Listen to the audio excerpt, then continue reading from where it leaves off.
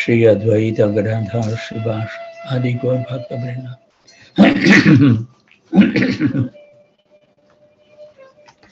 Good morning, dear devotees. We are so grateful for Krishna to wake us up safe and sound so we can meditate on His holy name.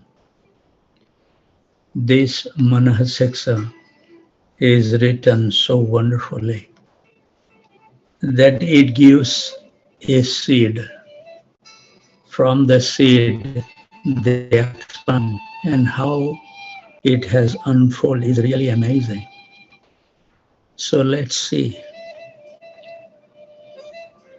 At a glance, verse 1 of there are 11 verses in Manahas Siksa, and 12th verse is the one glorifies the 11 verses. In the seed form, verse 1 says, starting the journey to Vrindavan by having affection for Krishna and all that is related to him, including non-sectarian appreciation of devotees. Then our Acharya has given us the verse number 1 in detail. The translation goes like this, expanded. Indeed, oh no, sorry.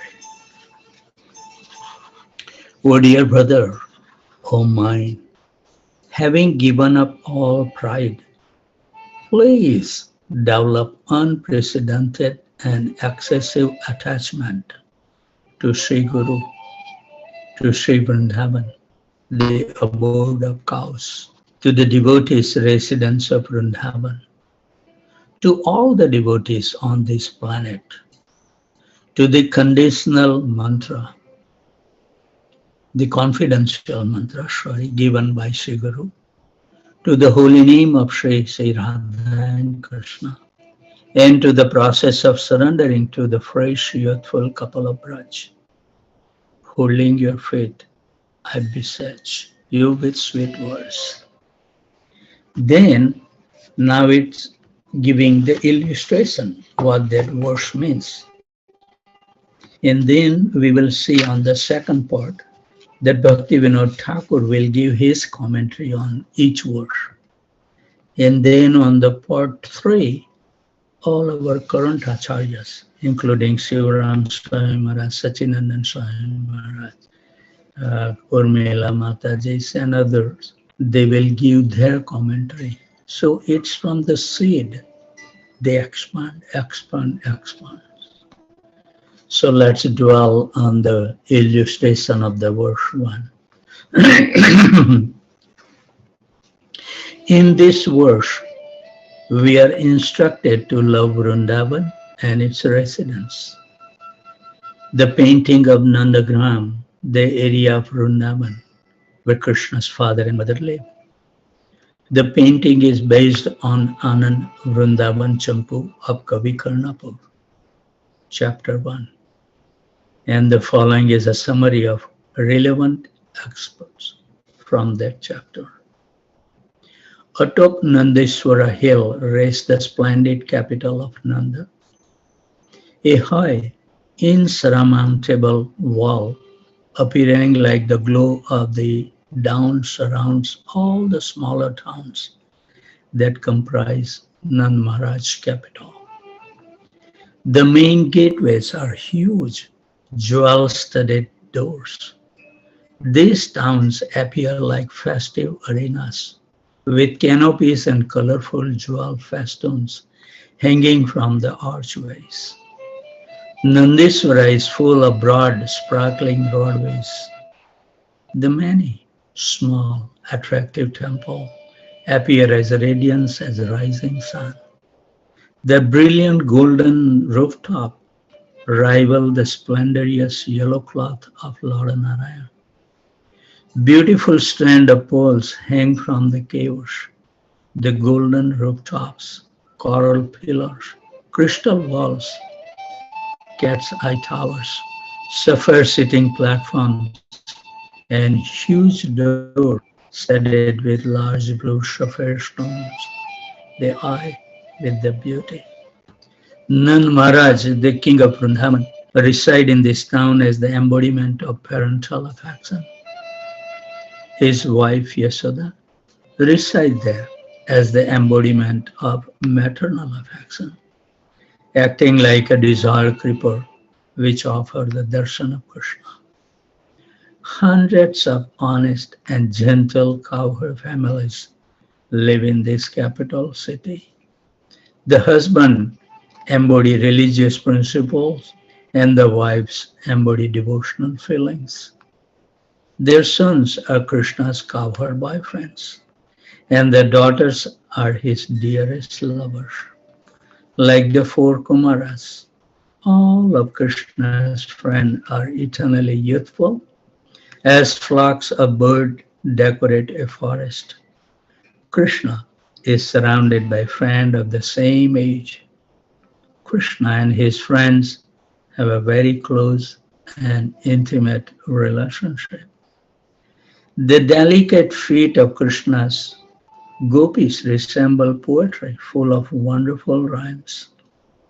Their slender ankles move with the speed of the mind.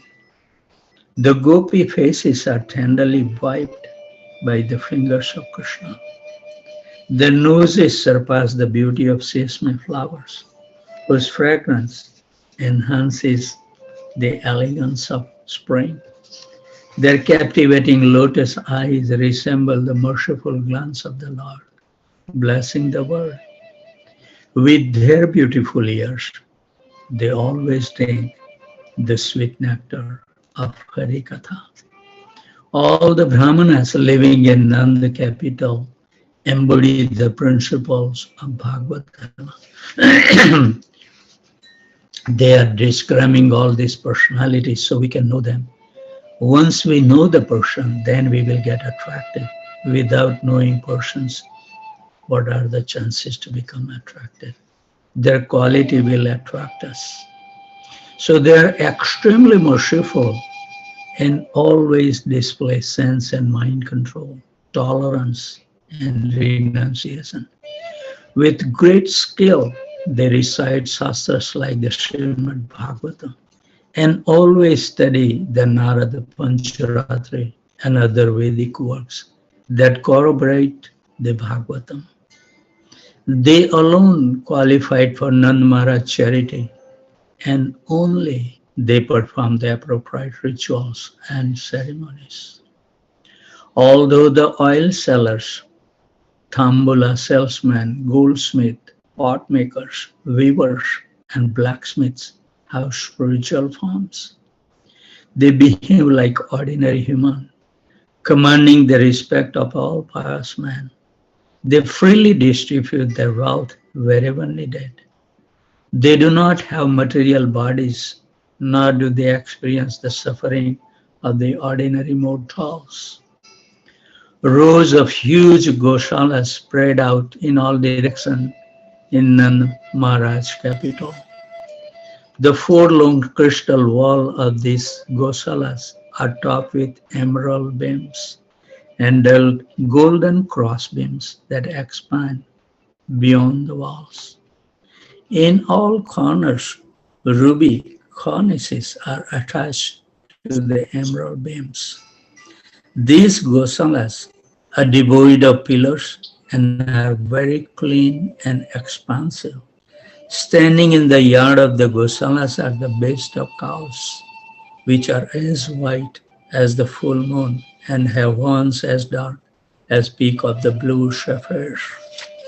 You know, when I visited Vrindavan at the Chirghat, near where the Nanda Baba was catched by the Varuna serpent, I had the picture of that calf, so white, beautiful.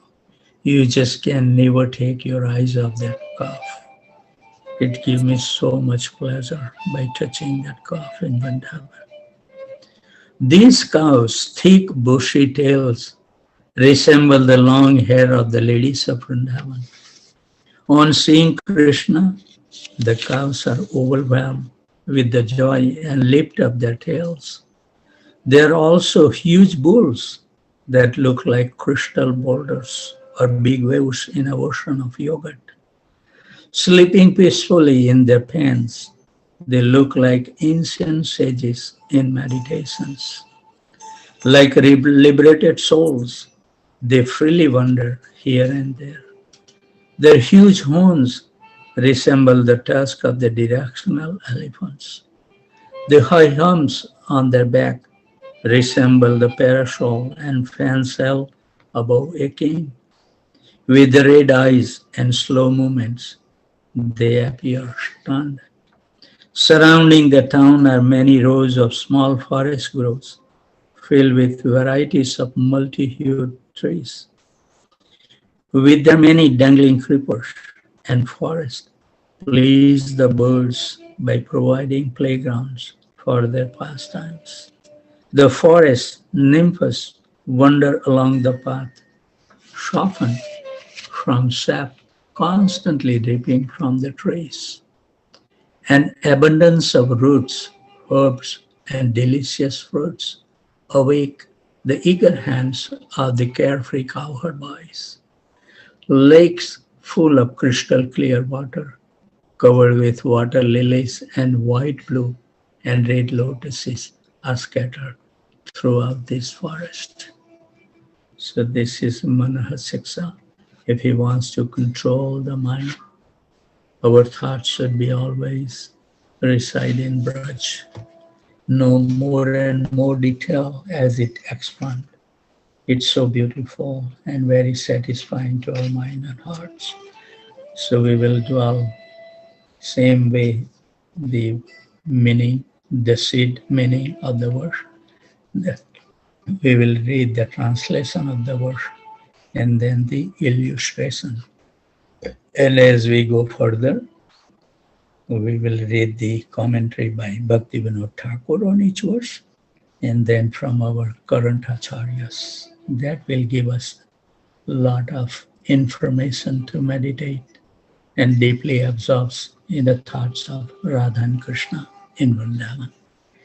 So with those thoughts, let's give our mind and heart. That should help us to remain focused and steadfast toward our love for Krishna. Krishna wants our dedication.